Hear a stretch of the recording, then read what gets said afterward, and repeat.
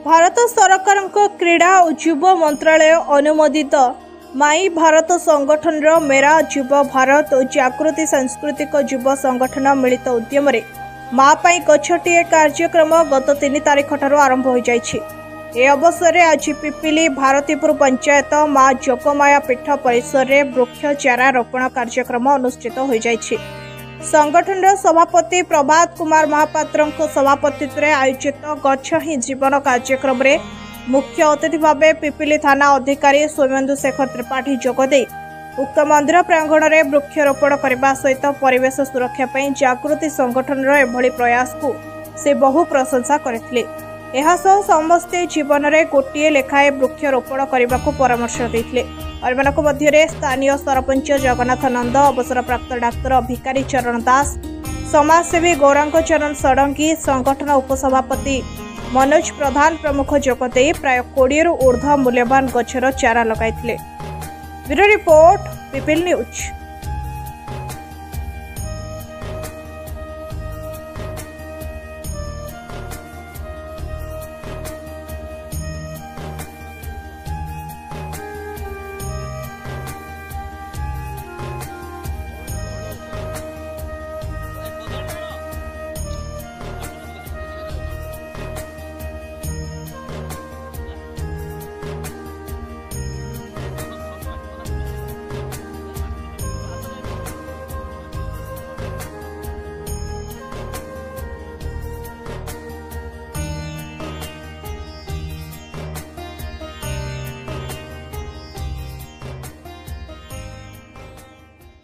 आज जो जागृति संगठन पिपिली जो गछ लगाया कार्यक्रम करथिले मु धन्यवाद देवी। धन्यवाद देवी आम पिपिली थाना आईसी महोदय को आउ जो माने मो गाँव युवक बंधु मैंने सहयोग करते अत्यंत खुशी लगे गछ लगेवाटा आउ तो सुरक्षा दवा दायित्व मत देखा जाऊ केते दूर भगवान दया से गछ बंचो बंचे बोली चेष्टा जारी रखू। प्रतिशत अम्लजान गैस तैयारी हम लोक मैंने विभिन्न प्रकार रोगमुक्त रे लोक किसी ना तो बिल बाटर कम कर छाई प्रदान पाइबे गचर टे तेणु गछ तो आस्ते आस्ते विलुप्त हो जाऊँगी चारिड़े आम एठी लगेचु चिंता करुचु केमती सुरक्षा दे बंचे रखियो बोले यहाँ गोटे बहुत महत्व उद्देश्य महत्व कम रही जो जागृति युव संगठन अच्छी तरफ जो कार्यक्रम होता है धन्यवाद प्रभात एवं संगठन को गोटे महत् कम कर आज आम जोगमाया मंदिर परिसर में किसी गछ आम लगेलु एवं समस्त अनुरोध करछि गछ खाली लगेले हेबनी गछ रक्षणाबेक्षण दायित्व ना पड़ो गछ ता दायित्व ना पर्यंत ता दायित्व आमको ना पड़ो और दायित्व ना ही से गछ जो दायित्व नहीं जाए अटके पारे बढ़िया ये गोटे महत् प्रयास और पृथ्वीर जो इकोलोजिकल इम्बालांस बर्तमान चली बालांस कर गछ लगे ही हो पार गछटीए जीवन दिए यही वार्ता नहीं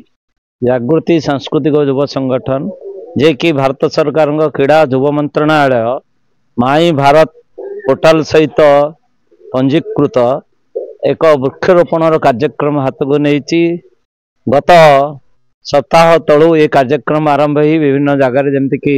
मकरबा सोमनाथ मंदिर प्रांगण जवाहर विद्यापीठ एठी जोगमाया मंदिर प्रांगण रे आज गछ लगा जाइए। आज मुख्य अतिथि आईआईसी पिपिली श्रीजुक्त सोमेन्द्र शेखर त्रिपाठी और स्थानीय सरपंच जगन्नाथ नंद, समाजसेवी भिकारी चरण दास,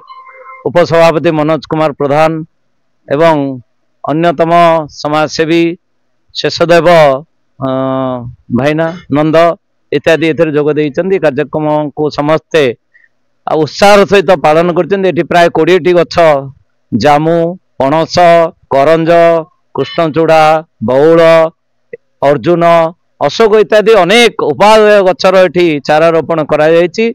जार सुरक्षा पे आम ग्रामर युवक मान को आह्वान देइछु। निश्चित भाव में गोटे गछ कोटी कोटी टंकार अम्लजान प्रदान करे तार सुरक्षा हेले प्रत्येक मनीष निरोग रहिबो आउ निश्चित भाव में आगामी मनीष समाज पई गछर बहुत आवश्यकता अछि। वार्ता होछि आज दिवसर महत्व।